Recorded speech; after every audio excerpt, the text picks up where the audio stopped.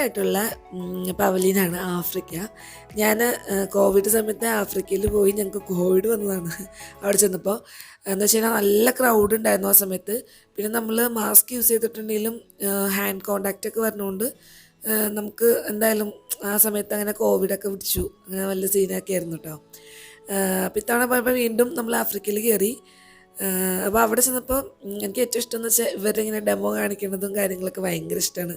അപ്പോൾ ഞാൻ ഫസ്റ്റിലേ തന്നെ ആഫ്രിക്കയിൽ പോകാമെന്നൊക്കെ പറഞ്ഞിട്ടാണ് പ്ലാൻ ഇട്ടത്. പക്ഷേ നമുക്ക് ഒരു പാവലിയൻ സ്റ്റാർട്ട് ചെയ്താൽ പിന്നെ എവിടെ ചെന്നാണ് നമുക്കത് ഇറങ്ങുമ്പോൾ നമ്മൾ നേരെ ഓപ്പോസിറ്റ് അടുത്ത പാവലിയൻ കാണുമ്പോൾ അങ്ങോട്ട് കയറും. അങ്ങനെ ഒരു കാൽക്കുലേഷൻസ് ഇല്ലാണ്ടാണ് നമ്മൾ എല്ലായിടത്തും ഇങ്ങനെ പോയത്.